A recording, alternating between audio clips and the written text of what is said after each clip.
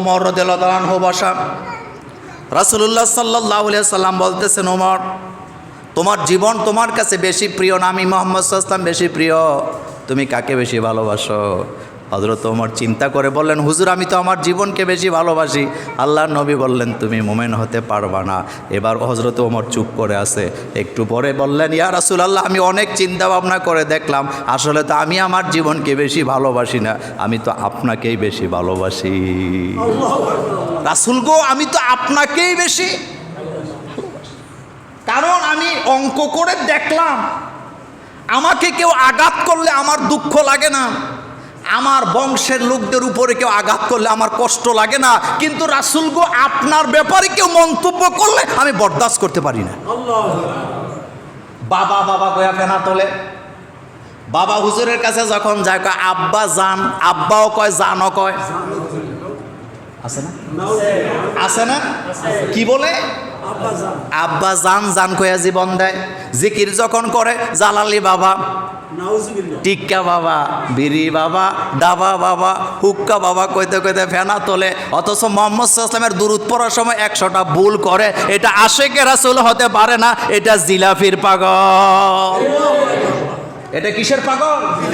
রাসূল বলছেন আজমাইন, পৃথিবীর সমস্ত মানুষের চাইতে আমি মুহাম্মদ সাল্লাল্লাহু আলাইহি ওয়াসাল্লামকে বেশি ভালোবাসতে হবে। সুতরাং তোর বিবির চাইতে, মায়ের চাইতে, বাপের চাইতে, ছেলেমেয়ের চাইতে, নেতার চাইতে, নেত্রীর চাইতে, পীরের চাইতে, খাজা বাবার চাইতে, নিজের জীবনের চাইতে রাসূলুল্লাহকে বেশি ভালোবাসতে না পারলে মুমিন হতে পারে না, মুমিন হতে পারে না, মুমিন হতে পারে না। এটা কি মোল্লার কথা না আল্লাহর কথা? হযরত আবু বকর সিদ্দিক রাদিয়াল্লাহু তাআলা আনহু তিনি কি গরম মানুষ না নরম মানুষ? দুইজন ইহুদি রাস্তায় দাঁড়াইয়া রাসূল সাল্লাল্লাহু আলাইহি ওয়াসাল্লাম আর আল্লাহকে নিয়ে, কোরআনকে নিয়ে সমালোচনা করতেছে। ইহুদিরা বলতেছে আকরিদুল্লাহ কারদান হাসানা, মুসলমান গরিব, মুসলমানের নবীও গরিব, মুসলমানের আল্লাহও গরিব। কারণ আল্লাহ মানুষের কাছে করজে হাসানা চাইছে, হাওলাত চাইছে। হযরত আবু বকর সিদ্দিক এটা শোনার পর একাই দুইজনে লাগাইছে মায়ের। একা একজনে দুইজনকে মারার সুবিধা একটু কম হয়, যখন মাইর লাগাইছে একটা দৌড় দিয়ে চলে গেছে, যেটা আসছিল এটার ইচ্ছা মতো মারছে, মাইটা উনি চলে গেছে। এক ইহুদি আরেকটারে কান্দে নিয়ে রাসূল সাল্লাল্লাহু আলাইহি ওয়াসাল্লামের দরবারে গেছে। কারণ ইহুদি হোক, তারা জানে মুহাম্মদ সাল্লাল্লাহু আলাইহি ওয়াসাল্লামের কাছে ইনসাফ পাওয়া যায়। কথা কি ঠিক বললাম? সেম বাংলাদেশের অবস্থা। যত রাজনৈতিক দল আছে সবাই জানে ইসলাম ক্ষমতায় আসলে চুরিদারি সব কি হবে। বিচারের জন্য মুহাম্মদ সাল্লাল্লাহু আলাইহি ওয়াসাল্লামের কাছে গেছে, যাইয়া রক্তাক্ত অবস্থায় একটার আরেকটা কান্দে নিয়ে কয়, মুহাম্মদ সাল্লাল্লাহু আলাইহি ওয়াসাল্লাম আপনার আবু বকর আমার বন্ধুরে মাইরা এই অবস্থা করছে। রাসূল সাল্লাল্লাহু আলাইহি ওয়াসাল্লাম বললেন, উমরের কথা বললে বিশ্বাস করা যাইতো, এমন একজন ব্যক্তির নাম বলছে যে কোনোদিন মারামারিতে। রাসূল বলতেছে, তোমরা কি আমার আবু বকরকে চিনো? কয় হ্যাঁ হুজুর চিনি, আপনার আবু বকর এই কাজ করছে। আল্লাহ রাসূল দুইজনকে পাঠাইছে, আবু বকরকে নিয়ে আসো। দুইজন যে আবু বকরকে আনতেছে, হযরত আবু বকর সিদ্দিক কাছাকাছি আইসা দেখে একটা বসা আর একটা দাঁড়ানো। যেটারে মার দিছে এটা বসা, আর যেটারে মারতে পারে নাই এটা দাঁড়ায় আছে। হযরত আবু বকর সিদ্দিক মনে মনে ভাবলেন, তারে তো দিতে পারি নাই, তো তারে কয়টা দেই। তিনি এভাবে করে জামার আস্তি টান মারছে, যখন টান দিছে হেঁটে দিছে দৌড়। রাসূল সাল্লাল্লাহু আলাইহি ওয়াসাল্লাম বলেন, দাঁড়াও। কয় না, দেখছেন জামার আস্তিন টানতেছে, আমাকেও মারবে। ঈমান কাকে বলে একটু চিনেন তো? আল্লাহ রাসূল বলেন, আবু বকর থামো। আবু বকর বললেন, ইয়া রাসূলুল্লাহ থামবো, কোনো আপত্তি নেই, একটা সুযোগ দেন, তারে দিতে পারি নাই, জিদরা এখনো রয়ে গেছে, তার উপরে বাকিটা মিঠাই দিতে চাও। রাসূল বলেন, স্টপ, থামো, একজনকে মারলা আবার আরেকজনকে মারতে চাও।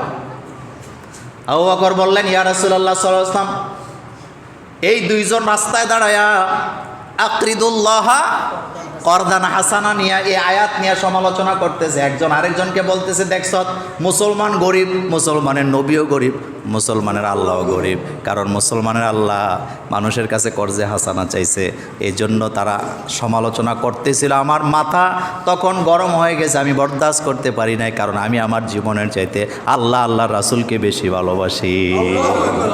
তো হুজুর একটু সুযোগ দেন। রাসূল বললেন, আবু বকর তারা তো দুইজন, তাদের একজন সাক্ষী আছে, আরেকজন বিচারের প্রার্থী, তোমার কোনো সাক্ষী আছে নি? আবু বকর বললেন, ইয়া রাসূলুল্লাহ সাল্লাল্লাহু আলাইহি ওয়াসাল্লাম, আমার কোনো দুনিয়াতে সাক্ষী নাই, আমার সাক্ষী হলেন আমার আল্লাহ। আল্লাহ রাসূল বললেন, আবু বকর আল্লাহর সাক্ষী দিয়ে দুনিয়ার কোনো বিচার হয়? আল্লাহর সাক্ষী দিয়ে দুনিয়াতে বিচার হয়? আল্লাহর সাক্ষী দিয়া যদি দুনিয়াতে বিচার হতো, কোরআনের পাখিকে জেল খাটানো যেত না, আলেম ওলামার গায়ে রশি লাগানো যেত না। আল্লাহর সাক্ষী দিয়ে বিচার হয় না। আবু বকর বললেন, ইয়া রাসূলুল্লাহ সাল্লাল্লাহু আলাইহি ওয়াসাল্লাম, আল্লাহর সাক্ষী দিয়ে যদি বিচার না হয় আমার কোনো আপত্তি নাই, আপনি বিচারে যা রায় দিবেন তাই আমি মেনে নেব। আল্লাহ রাসূল চিন্তা করলেন আবু বকরের বিরুদ্ধে রায়টা দিবে, যেহেতু তাদের সাক্ষী আছে। এমন অবস্থায় জিবরাইল আমিন এসে রাসূলুল্লাহ সাল্লাল্লাহু আলাইহি ওয়াসাল্লামের কানে কানে বলতেছে, ইয়া রাসূলুল্লাহ সাল্লাল্লাহু আলাইহি ওয়াসাল্লাম, আপনি আবু বকরের বিরুদ্ধে রায় দিয়েন না, আল্লাহ আমাকে পাঠায়া জানায় দিয়েছে আজকের বিচারের সাক্ষী আল্লাহ নিজে হয়ে গেছে। ভালোবাসা কারে কয়? ভালোবাসা কারে কয়? জালালি বাবার জন্য যত মহব্বত, আমার মুহাম্মদ সাল্লাল্লাহু আলাইহি ওয়াসাল্লামের জন্য তত মহব্বত নাই। ডালমে কুচ জীবনের চাইতে নয়, ছেলে মেয়ে মা বাপ আজমাইন পৃথিবীর সমস্ত মানুষের চাইতে মুহাম্মদ সাল্লাল্লাহু আলাইহি ওয়াসাল্লামকে বেশি ভালোবাসতে হবে।